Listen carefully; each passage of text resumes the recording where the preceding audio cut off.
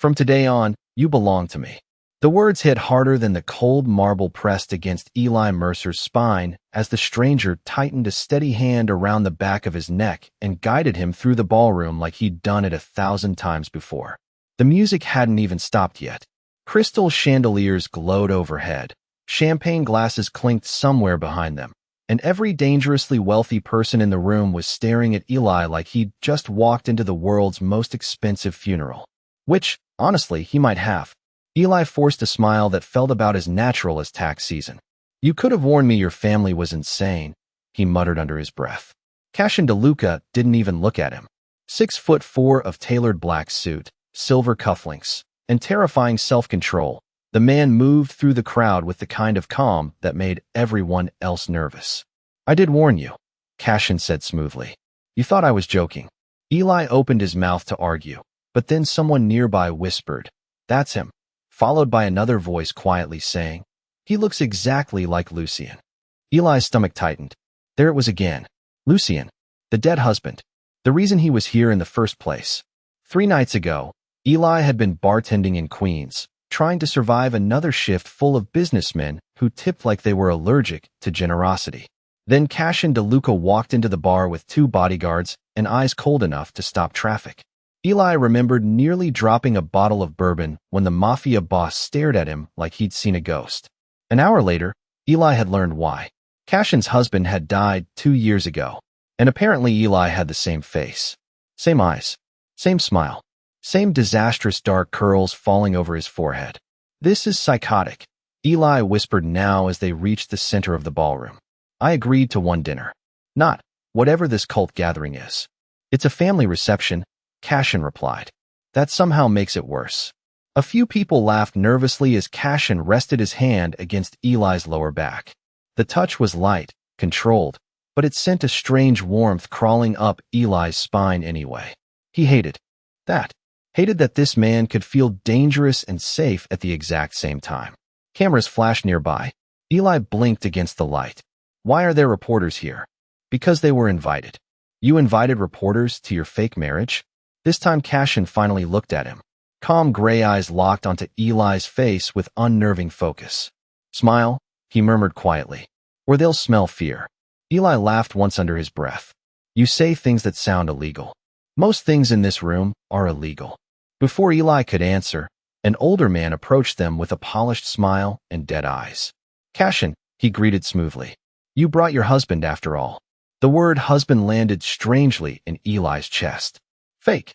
Obviously fake. Temporary. A business arrangement wrapped in designer suits and bad decisions. Still, Cashin's expression softened almost invisibly when he looked at Eli. "Of course I did," he said. "I protect what belongs to me." Eli nearly choked on air. The older man's gaze shifted toward him slowly. Evaluating. Measuring. "Lucien was always more elegant," he said casually. "But this one is prettier." The room went silent. Eli stiffened instantly. He expected Cashin to ignore it. Rich men like him always ignored things.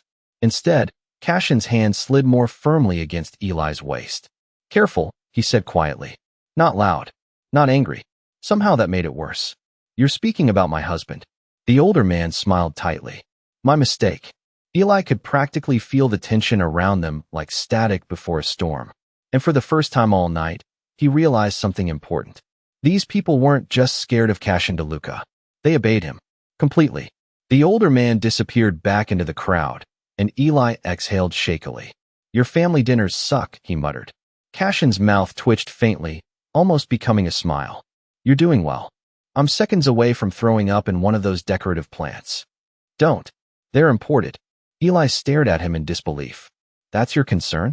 "At the moment, yes." Then Cashin's phone buzzed once in his pocket. He glanced at the screen, and for the first time all evening, something dangerous flickered behind his eyes. Not anger. Worse. Concern. He looked up slowly toward the balcony above the ballroom. Eli followed his gaze and froze. A man stood there in the shadows, watching them. Tall, pale, elegant, and horrifyingly familiar. Because he had Eli's face. The man on the balcony disappeared before Eli could breathe again. 1 second he was there, pale fingers resting against the black railing, silver eyes fixed directly on Eli like he knew every secret Eli had ever buried. The next second the shadows swallowed him whole. Eli stared upward anyway, heart pounding hard enough to hurt. "Tell me I am hallucinating," he whispered. Beside him, Cashin's posture turned impossibly still. Not tense. Worse. Controlled. Like every emotion inside him had just been locked behind steel doors.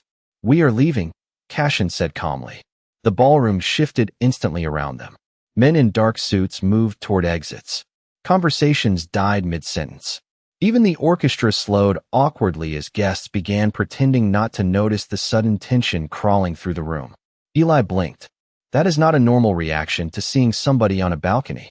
Cashin slid a hand against Eli's lower back again, guiding him toward the side hallway.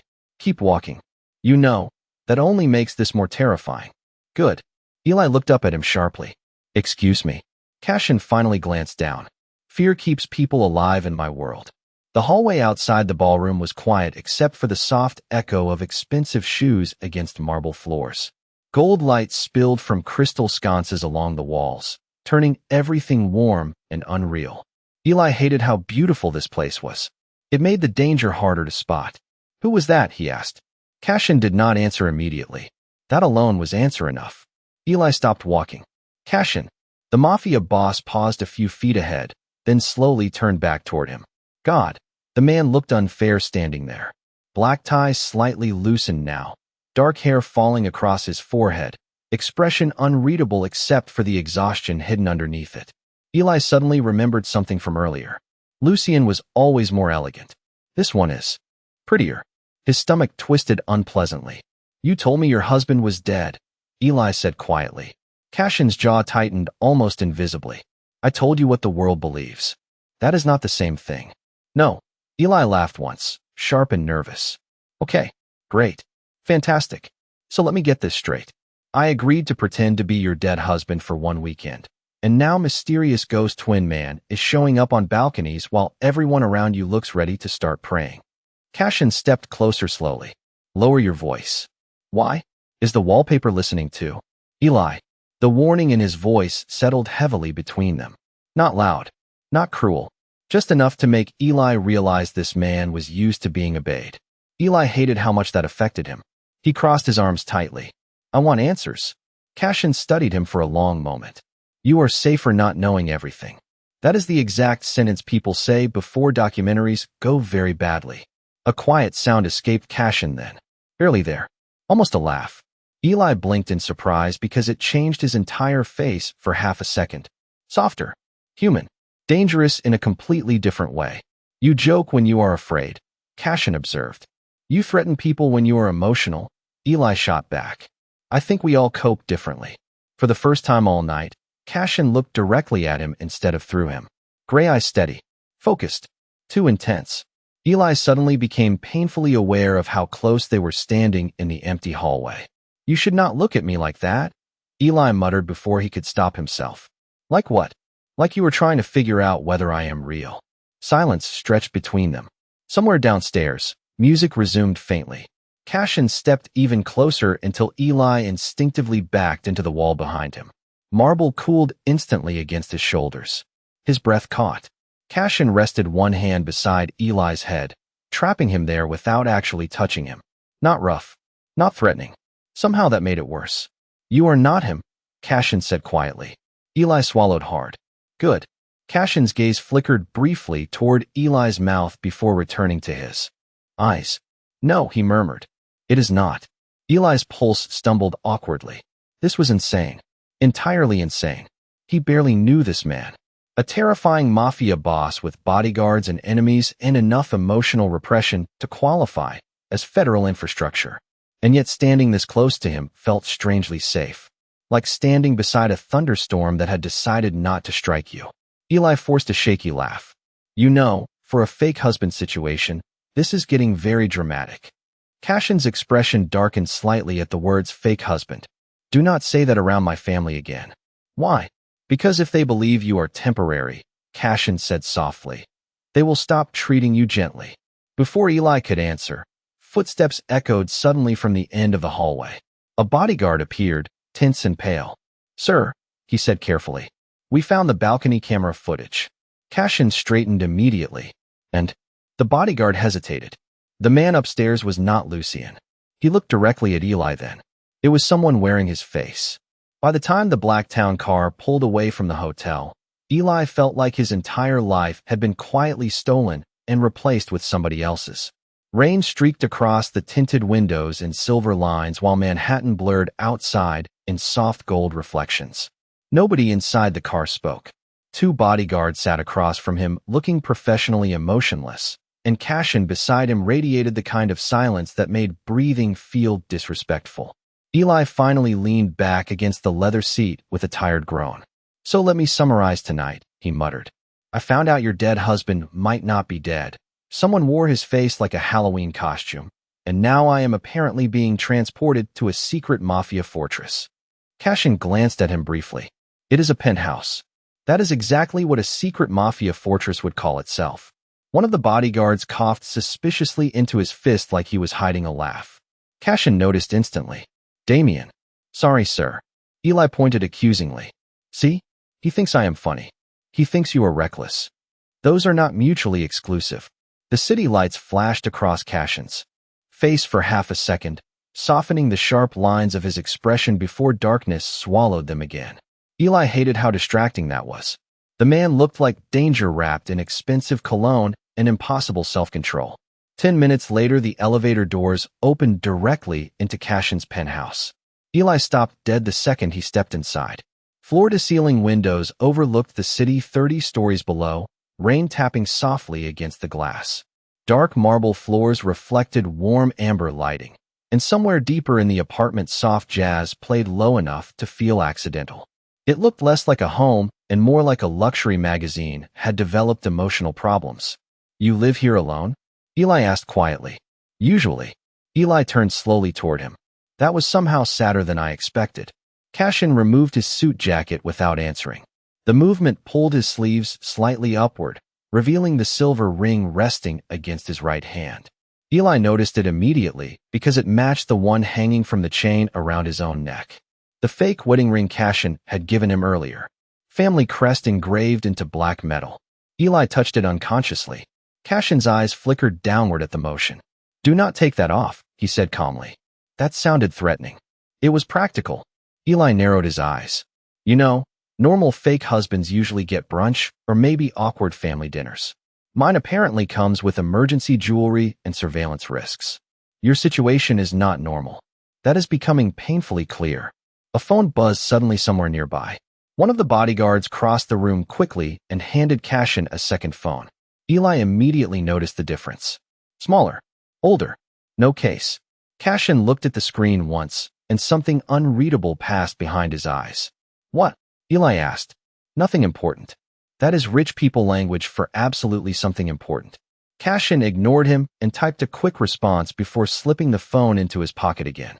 Eli watched the movement carefully. "Who keeps texting you?" "Someone from my past." "That sounds deeply ominous." "It is." Eli opened his mouth, then stopped when another man suddenly entered from the hallway. Tall, broad-shouldered, maybe mid-40s, wearing an immaculate gray suit and the expression of someone perpetually disappointed in humanity. "Sir," he greeted Cashin before his gaze shifted toward Eli. His eyes widened slightly. "Oh." Eli pointed immediately. "See? Everybody does that face." The man recovered quickly. "My apologies. I am Vincent. I handle security for the Luca family." "Fantastic." Another terrifyingly calm person. Vincent ignored that entirely and handed Cashin a folder. "The contracts are ready." Eli blinked. "Contracts?" Cashin took the folder smoothly. "Sit down." "Absolutely not. Those are divorce lawyer words." "Eli, you keep saying my name like it is supposed to lower my blood pressure." Still, Eli sat on the edge of the enormous couch while Cashin moved closer. Too close. The scent of cedarwood and rain clung faintly to him, expensive and distracting in ways Eli did not appreciate. Cashin opened the folder and slid the papers across the table. "For the next 30 days, he said evenly, "you will remain here under my protection." Eli stared at him. "You are serious?" "Yes." "You want me to live with you?"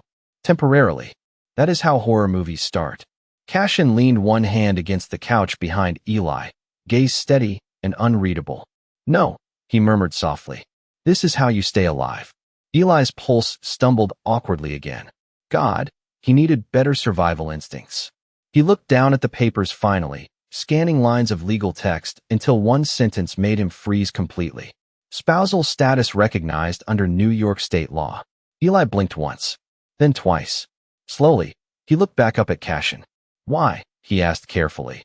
Does this contract say we are already legally married? Eli stared at the contract for a full 10 seconds before looking back up at Cashin like he had personally offended the concept of sanity. Legally married? He repeated slowly. As in government paperwork married? Cashin remained perfectly calm. Yes. As in taxes? Technically. Eli pressed a hand against his forehead. Oh my God. Vincent quietly disappeared from the room with the survival instincts of a man who clearly knew when emotional disasters were approaching. Eli stood abruptly from the couch and started pacing across the penthouse. No, absolutely not. I agreed to fake husband optics. Public appearances. Weird rich people hand-holding. I did not agree to accidental federal-level matrimony. Cashin watched him silently from beside the couch, one hand resting in his pocket. You were informed there would be legal protections involved. Legal protections sounds like insurance. Not surprise husband paperwork. Your signature is on the documents. Eli froze mid-step. Slowly, horrifyingly, realization crawled across his face. The papers at the hotel. Cashin inclined his head once. You signed them. You said they were security waivers. Parts of them were.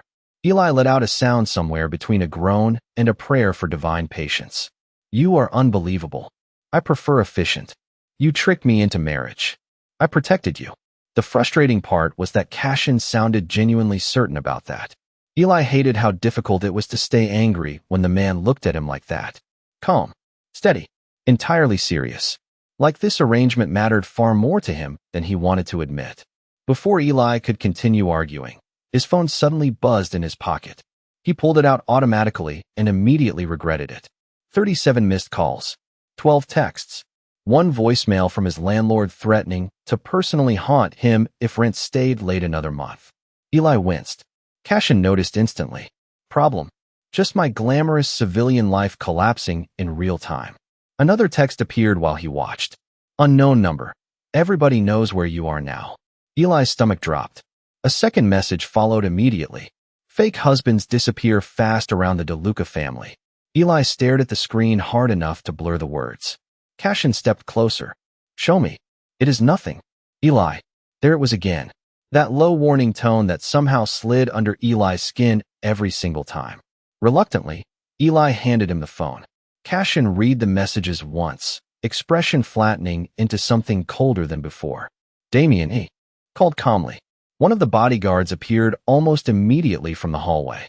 Eli genuinely did not know where these men kept spawning from. Trace the number, Cashin ordered. Now. Yes, sir. Damien disappeared again without another word. Eli crossed his arms tightly. You know your life is terrifying, right? Cashin handed the phone back carefully, fingers brushing Eli's for half a second. Warm. Steady. Dangerous. You should not be receiving messages like that. Eli laughed nervously. Well, apparently fake husbands come with fan mail. Cashin's gaze sharpened slightly at the word fake. Eli noticed immediately because of course he did. The man reacted every single time now. Before either of them could say anything else, the penthouse elevator chimed softly. A woman in an elegant black dress stepped inside carrying a tablet and an expression full of restrained judgment. Sir, she greeted Cashin before her eyes landed on Eli. She paused visibly. Oh, Eli pointed tiredly. There is that face again. This is Celeste, Cashin explained. She handles public relations. Eli blinked. You have public relations? Celeste answered before Cashin could. When your husband becomes international news overnight, yes. She handed the tablet directly to Eli. His breath caught instantly. Headlines flooded the screen beneath blurry gala photos of him standing beside Cashin. The Luca heir secretly married for months. The mystery man beside New York's most private billionaire. Lucien de Luca returns from the dead? Eli looked physically ill. This cannot be real. It is trending on every platform, Celeste said sympathetically. People are already investigating your background. Eli's chest tightened hard. Queen's apartment. Late rent. bartending shifts, debt collectors. Every embarrassing piece of his life suddenly felt exposed under stadium lights. Great, he muttered quietly. Now the entire internet gets to watch me become a disaster publicly. Celeste hesitated carefully. There are already accusations that you manipulated your way into the family. Eli laughed once under his breath. Of course there are. Another headline appeared across the screen before he could look away. Gold digger or ghost husband. Somebody online had already posted old photos of Eli outside the tiny bar where he worked. Cheap hoodie, tired eyes, rain-soaked sneakers. Compared beside Cashin in custom black suits and polished silver watches, Eli suddenly looked painfully small. He swallowed hard and handed the tablet back quickly. I should leave, he said quietly. The room went still. Cashin stepped toward him immediately. No, this is turning into a circus. Eli, your entire world thinks I am some pathetic replacement you picked up off the street. Cashin's expression changed then. Subtle, dangerous in a different way now. He reached up slowly and adjusted the crooked collar of Eli's shirt with careful fingers. The gesture was so gentle it almost hurt. Look at me, he said softly. Eli did. Cashin's gray eyes stayed locked onto his. Calm. Certain. They will think exactly what I allow them to think. Eli's breath caught slightly. Somewhere deep down, beneath the fear and confusion and absolute chaos of this situation, something warm flickered painfully inside his chest. Because Cashin did not sound embarrassed by him at all. He sounded protective. The next morning, Eli woke up in a bedroom bigger than his entire apartment in Queens and immediately forgot where he was. Soft gray light filtered through enormous windows overlooking Manhattan while rain tapped gently against the glass. For one peaceful second, his brain was empty.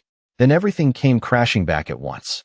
Mafia husband, legal marriage, threatening text messages, a possibly undead ex-husband with his face. Fantastic. Eli groaned into the expensive pillow. Love that for me.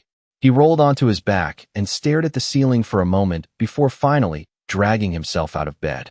Somebody had already placed neatly folded clothes across the armchair nearby.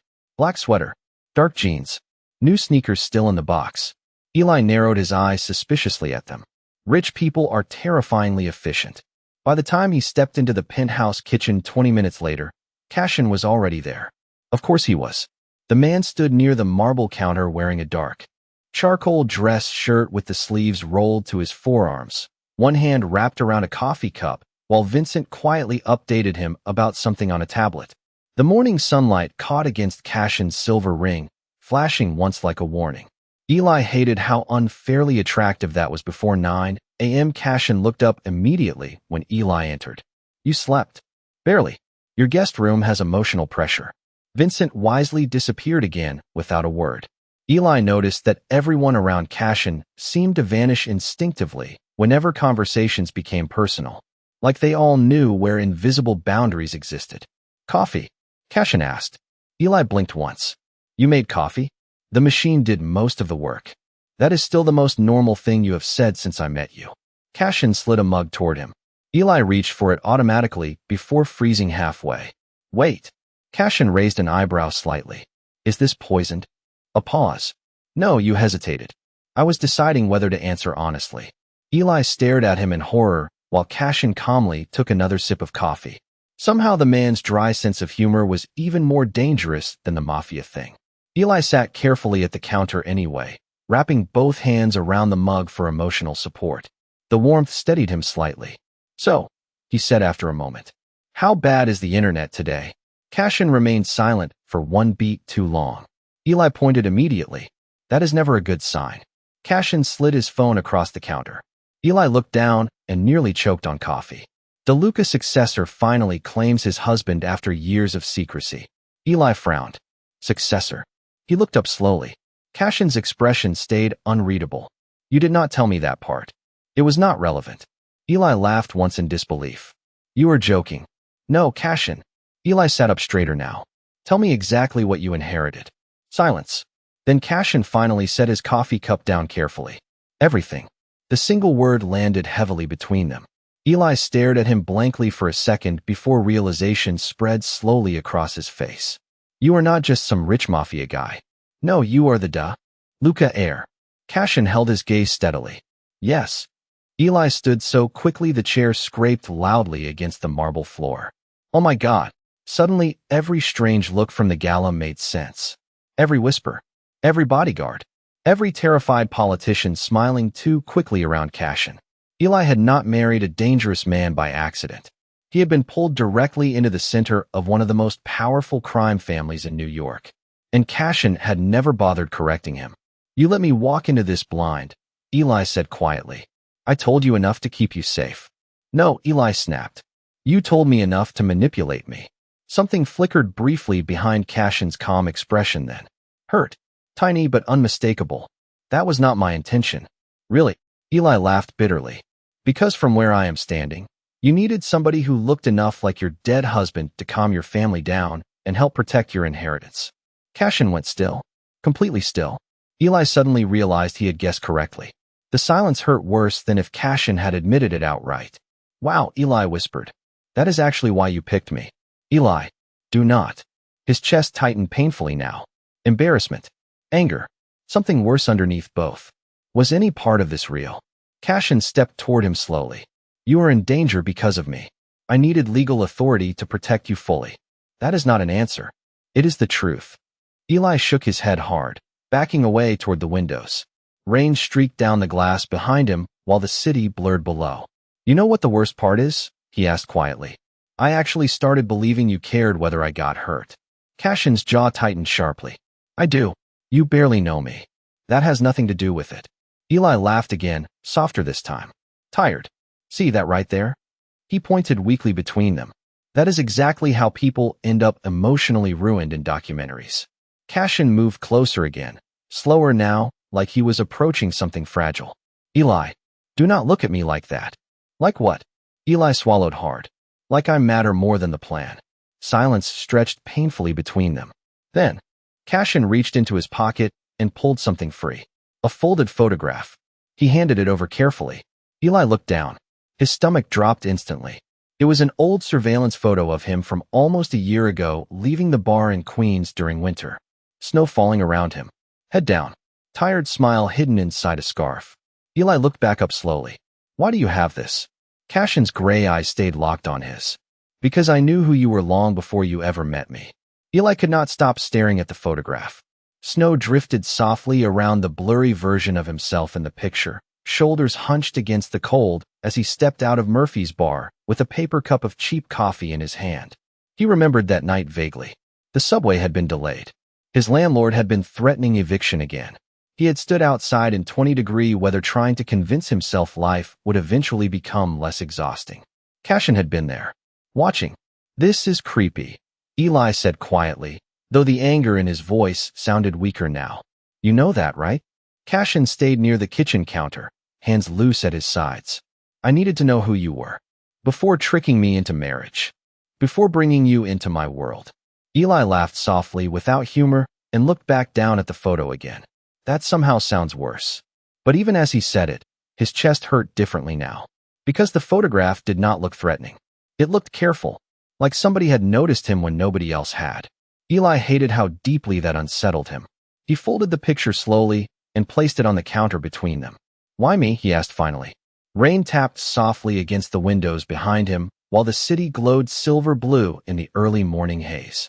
Cashin did not answer immediately. He rarely did when the truth mattered most. Lucien used to volunteer at the same shelter near your neighborhood, he said eventually. That is how I first saw you. Eli frowned slightly. The winter shelter on 8th Street. Cashin nodded once. You used to bring leftover pastries there after your shifts. Eli blinked in surprise. How do you know that? I remember things about you. The quiet honesty in his voice landed harder than Eli expected. He looked away quickly toward the windows. Somewhere far below, traffic moved through the rain like rivers of light. You barely spoke to me when we met, Eli muttered. You looked at me like I was a ghost. At first, Eli swallowed. And after, silence stretched softly between them. Then Cashin crossed the kitchen slowly until he stood beside the windows too. Close enough that Eli could feel the warmth radiating from him. Not touching, never pushing, just there. After, Cashin said quietly, I realized you smiled differently. Eli looked up before he could stop himself. Cashin's gaze stayed fixed on the rain outside. Lucian smiled because he enjoyed being admired. He continued calmly. You smile like you were surprised somebody gave you a reason. Eli's chest tightened painfully at the words. Nobody had ever described him like that before. Nobody had looked closely enough to try. You should not say things like that, Eli murmured. Why? Because you sound sincere. Cashin finally turned toward him fully then. I am. Eli looked down quickly, heartbeat suddenly uneven again. This was dangerous in a completely different way now. Not because of the Mafia. Not because of the marriage. Because Cashin was starting to sound honest. A soft vibration interrupted the moment. Cashin's phone lit up across the counter. Family council meeting moved to tonight. Required attendance. Eli noticed the message immediately. That sounds threatening. It usually is. Cashin picked up the phone without looking away from him. Eli hesitated before speaking again. Your family controls everything, huh? Something dark flickered briefly behind Cashin's eyes. They control the business. And you? Cashin went quiet. That alone answered the question. Eli leaned back carefully against the glass window behind him. You know, for somebody with unlimited money and an army of bodyguards, you seem weirdly lonely. A faint smile touched Cashin's mouth for less than a second. That observation would get most people removed from the building. Good thing I am legally married to the owner. The words slipped out casually, but something warm flickered in Cashin's expression immediately afterward. Tiny. Real. Eli noticed it instantly and suddenly became very interested in staring at the rain again. My father arranged most of my life before he died, Cashin said after a moment. His voice stayed calm, but quieter now. Who I met. Who I trusted. What I inherited. Eli listened carefully without interrupting. Lucian was the first decision I ever made for myself, Cashin admitted. And when he disappeared, he stopped there. The silence afterward felt heavier than the words themselves. Eli glanced sideways at him slowly. For the first time since meeting Cashin, he looked tired instead of untouchable. Not weak. Just human. You really loved him, Eli said softly. Cashin's jaw tightened slightly. Yes. The honesty hurt more than Eli expected it to. He nodded once, looking back out at the city before speaking again. Then why do I feel like you are looking at me the same way? Cashin stepped closer then. Slow enough that Eli could have moved away if he wanted to. He did not. Rainwater shimmered against the windows around them, while Manhattan blurred into silver light below. Because you stayed, Cashin answered quietly. Eli frowned slightly. That is your standard now? Basic survival. Most people leave when they realize what my life costs. Eli laughed softly under his breath. Trust me, I am considering it constantly. Cashin's hand lifted slowly, then stopped just short of Eli's face, like he was fighting the instinct to touch him. But you are still here, he murmured. The space between them suddenly felt very small, safe in the strangest possible way. Then the penthouse lights flickered once. Damien's voice crackled sharply through the security system a second later. Sir, we have a problem. Cashin's entire expression changed instantly back into cold control. What happened? A pause. Somebody leaked Eli's real address online. Everything after that moved too fast. Within 20 minutes, Damien had 4 additional guards stationed outside Eli's old apartment building in Queens.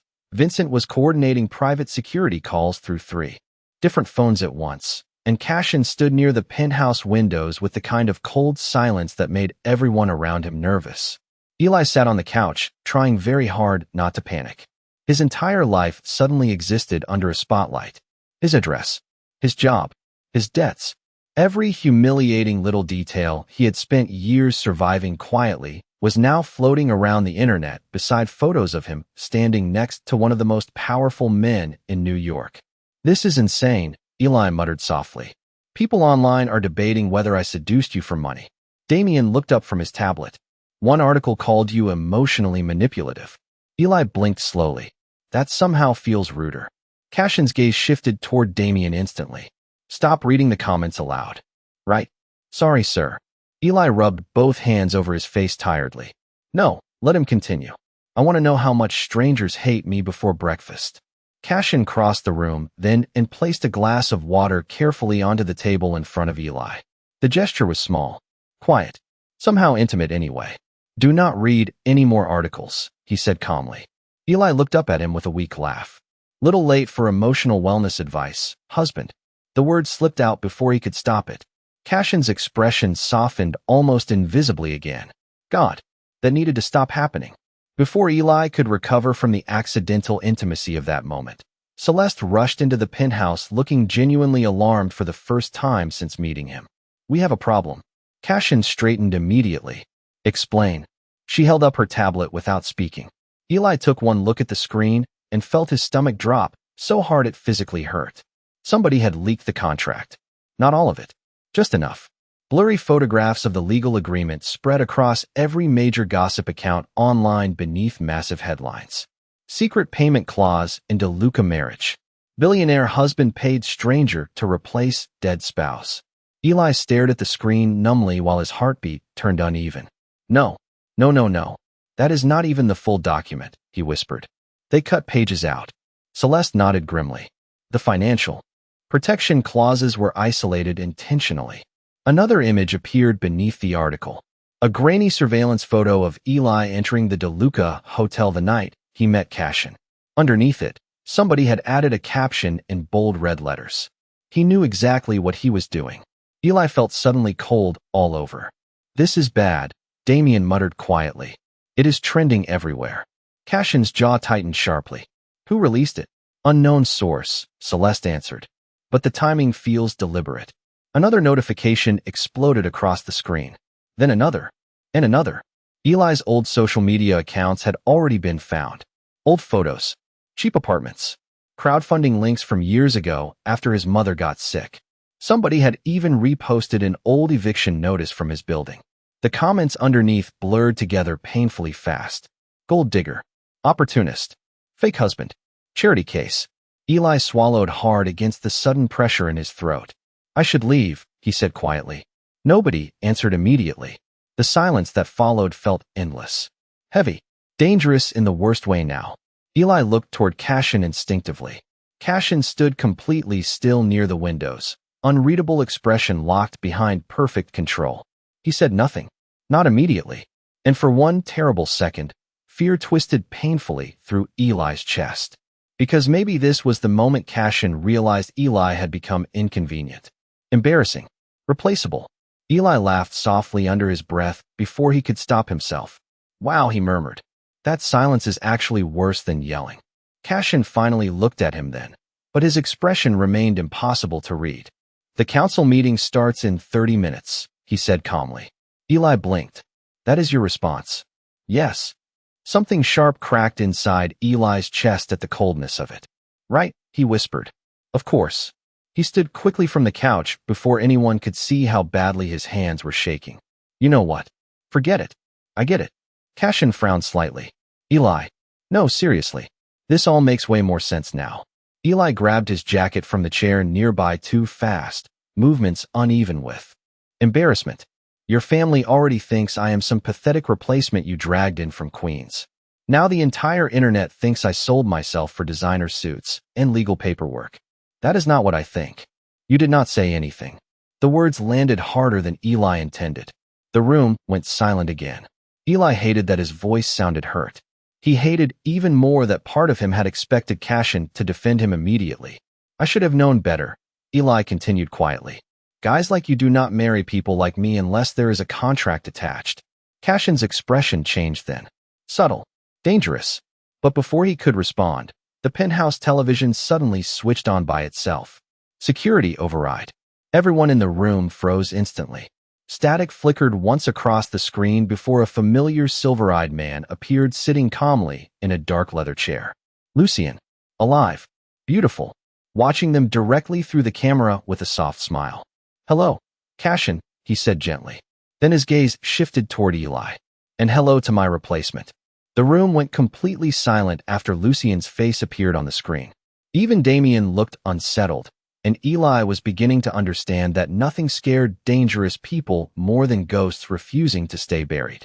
Lucien leaned back comfortably in the leather chair, silver eyes calm and familiar in the worst possible way. He really did look like Eli. Same dark curls. Same sharp jawline. Same tired mouth that looked built for sarcastic comments and bad coping mechanisms. It felt like staring into a mirror designed to ruin his life. You look nervous, Cashin, Lucien said softly through the speakers. I almost missed that expression. Cashin's entire posture turned rigid beside the windows. Cold. Controlled. Eli hated the strange ache that hit his chest seeing the man like that. You disappeared for 2 years, Cashin replied evenly. You forfeited the right to explanations. Lucian smiled faintly. And yet you replaced me anyway. His gaze shifted toward Eli again. Although I admit, you chose well. He is prettier when he is angry. Eli folded his arms tightly. You know, this conversation is somehow making my skin crawl and boosting my self-esteem at the same time. Lucian laughed softly. Interesting. He jokes when cornered too. Please stop talking like you know me. I know enough. Cashin stepped forward then, blocking part of the screen from Eli's view instinctively. The movement happened so naturally it almost hurt. Protective. Immediate. Real. Lucian noticed too. His smile faded slightly. Ah, he murmured. There it is. Cashin's voice turned dangerously calm. What do you want? Nothing complicated, Lucian replied. Just honesty. The screen suddenly split into multiple images at once. Contract photos. Headlines. Security footage. Eli's stomach dropped again seeing his own face everywhere. Your family deserves to know the truth, Lucian continued smoothly. That your marriage began as a transaction. That your lovely husband was selected because he resembled me closely enough to stabilize your inheritance problem. Eli looked away hard, humiliation burning through him all over again. Enough, Cashin said sharply. Why? Lucian tilted his head. Is any of it false? Silence. Just for a second. But the silence hurt anyway. Eli swallowed hard and stepped backward instinctively. Of course this was happening in front of witnesses. In front of bodyguards and staff and security cameras. His worst moments always seemed to come with an audience. Lucian watched Eli carefully through the screen. You did not know everything, did you? He asked softly. That explains the betrayal on your face. Eli laughed quietly under his breath. Trust me, betrayal is kind of becoming the theme of my week. Eli, Cashin said immediately. But Eli shook his head once without looking at him. No, it is fine. Everybody keeps saying they are protecting me while casually destroying my emotional stability. Lucian smiled sympathetically in a way that somehow felt crueler than open malice. You should leave before they bury you in this family too. Cashin's expression darkened instantly. Do not speak to him again. The room stilled. Because this time there was no hesitation in Cashin's voice at all. None. Lucian noticed immediately. Oh, he said. Softly. That sounds personal. Cashin walked directly toward the television screen then, every movement calm and precise. The terrifying thing about him was that he never needed to raise his voice. You leaked private documents, he said evenly. You manipulated security footage and fabricated financial motives. Lucian shrugged lightly. The public enjoys a scandal. The public also enjoys evidence. Lucian's smile faltered slightly for the first time. Cashin held out one hand silently. Damien immediately placed a tablet into it. Efficient. Prepared. Like this moment had already been anticipated. Cashin tapped the screen once, and suddenly new files replaced the gossip headlines across every television in the penthouse. Bank records. Offshore transfers. Security timestamps. Dozens of falsified accounts linked directly back to shell companies under Lucian's control. Eli blinked in surprise. Wait. Celeste looked genuinely impressed. You traced the leaks already? Cashin never looked away from the screen. 3 hours ago. Lucian's calm expression finally cracked slightly around the edges. Cashin, you altered the contract images. Cashin continued coldly. You removed the section stating Eli would receive legal protection regardless of marital status. You intentionally framed him as financially motivated. Eli stared at him now, heartbeat uneven again for entirely different reasons. Cashin had known. The entire time. He had stayed silent because he was building a case. Lucian's voice sharpened slightly. And yet the marriage still began as strategy. Yes, Cashin answered immediately. The honesty hit the room like lightning. Eli froze. Everyone did. Cashin finally turned away from the screen then and looked directly at Eli instead. Not at the bodyguards. Not at the cameras. Just Eli. At first, he admitted quietly. I needed someone I trusted close enough to protect. Eli's chest tightened painfully. Cashin stepped closer slowly. But somewhere between the arguments and the coffee and your terrible survival instincts, he said softly, you stopped feeling temporary. The entire room went still. Eli could barely breathe. Cashin's gaze never left his. You asked me earlier if any part of this became real. His voice lowered slightly now. Warmer.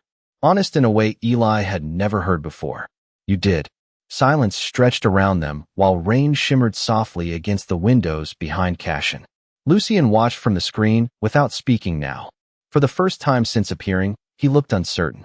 Cashin reached out slowly then, adjusting the silver ring still hanging from the chain around Eli's neck with careful fingers. Gentle. Intentional. So let me make this perfectly clear, he said calmly enough for everyone in the room to hear. Whatever this marriage started as, Eli Mercer is not a replacement. He is my husband. And if anybody humiliates him again to get to me, they will lose access to everything my family owns. Damien actually looked impressed. Celeste covered a smile behind her hand. And somewhere deep inside his chest, beneath all the fear and exhaustion and chaos, something in Eli quietly shattered open. Lucian's image disappeared from the television without another word, leaving the penthouse wrapped in a strange, heavy silence afterward. Rain continued sliding down the windows in silver streaks, while the city glowed softly below them, distant and unreal. Nobody moved at first. Damien quietly looked away like he suddenly found the security system fascinating. Celeste pressed her lips together, clearly pretending she had not just witnessed one of the most emotionally intense declarations in modern Mafia history. Eli stood frozen in the middle of the room with Cashin's words still echoing painfully inside his chest. You stopped feeling temporary. God, that was unfairly sincere for a man who usually sounded like he negotiated hostage situations before breakfast. Cashin finally looked toward Vincent. Handle the media response. Already in progress, Vincent replied smoothly. The falsified leaks are collapsing online. Celeste nodded once. Public sympathy is shifting toward Eli now. Eli blinked. That sentence alone makes me want to move to another country. Damien looked genuinely thoughtful. Canada is nice this time of year. Cashin's gaze flicked toward him immediately. Damien. Right. Sorry, sir. The tension in the room loosened slightly after that. Just enough for Eli to finally breathe normally again. Slowly, he looked back toward Cashin standing only a few feet away. Same calm expression. Same impossibly composed posture. But now Eli could see the exhaustion hidden underneath it. The man looked like he had spent years carrying entire worlds alone because nobody around him ever allowed weakness. You really traced all of that in 3 hours? Eli asked quietly. Cashin shrugged once. You were upset. Eli stared at him blankly for a second before laughing softly under his breath. That might be the most emotionally unwell romantic thing anybody has ever said to me. Something warm flickered briefly across Cashin's face again. Tiny. Real. Eli hated how much he liked being the reason for it. Vincent cleared his throat carefully. Sir, the family council is still expecting you tonight. The atmosphere shifted immediately. Eli felt it at once. Duty. Obligation. The heavy invisible chains wrapped around Cashin's life tightening again. Cashin's expression cooled slightly. I know. Eli looked between them. Family council meaning more terrifying rich people in expensive suits. Essentially. Amazing. Love that. Cashin studied him for a moment. You do not have to attend. Eli blinked in surprise. What? After everything today, nobody would question your absence. Eli opened his mouth automatically, then stopped. Because for the first time since this entire disaster began, Cashin was giving him a choice. No pressure. No manipulation. Just honesty. The realization settled quietly between them. You would go alone? Eli asked softly. Cashin's eyes stayed on his. If that is what you want. God. That hurt in a completely different way now. Eli looked down briefly at the silver ring still hanging around his neck. Temporary. Fake. Strategic. And somehow none of those words fit anymore. He stepped closer slowly until only a small space remained between them. You know, he murmured, you are really bad at pretending not to care about people. Cashin's gaze softened slightly. So I have been told. Mostly by me. Frequently by you. Eli laughed quietly. Then his expression faded into something more serious. Back at the gala, he said carefully, when everybody was staring at me like I did not belong there. Cashin listened silently. You still held my hand anyway. The room went very still around them. Cashin looked almost surprised by the observation. Eli swallowed once before continuing softly. Nobody has ever done that for me before. For one brief second, something painfully vulnerable crossed Cashin's face. Gone almost immediately, but Eli caught it anyway. Most people in my life only stayed because they wanted something, Cashin admitted quietly. Power, access, protection. His eyes held Eli steadily now. You were the first person who argued with me before asking for anything. Eli laughed weakly. To be fair, you did trick me into marriage. Yes. Still emotionally processing that. Another tiny smile touched Cashin's mouth. Warm this time. Real enough to make Eli's chest ache. The rain outside had started slowing now, Manhattan glowing gold beneath the clouds as evening settled over the city. Somewhere deep inside the penthouse, jazz music drifted softly through the silence. Eli looked around slowly at the massive apartment that had terrified him only yesterday. Strange how quickly places changed once somebody inside them started feeling safe. So, he asked carefully, what happens now? Cashin reached into his jacket pocket and pulled out the folded marriage contract again. Eli tensed automatically until Cashin placed it onto the marble counter between them. Then, without breaking eye contact, he tore it cleanly in half. Eli blinked in surprise. Cashin dropped the torn pages into the trash beside the counter. Now, he said quietly, we start over honestly. Something warm broke open inside Eli so suddenly it almost scared him. You are serious. Completely. Eli looked down for a moment, fighting a smile that kept trying to appear anyway. You know this is insane, right? Yes. Dangerous. Very. Eli glanced back up at him slowly. Complicated. Cashin stepped closer one final time until their hands brushed lightly between them. Eli, he murmured softly, you met me in a Mafia-owned hotel during a fake marriage negotiation. Eli snorted quietly despite himself. Okay, fair point. Cashin's fingers slid carefully through his then. Steady, warm, chosen. Not for cameras, not for strategy, just because he wanted to. And this time when Eli held his hand back, neither of them pretended it was temporary.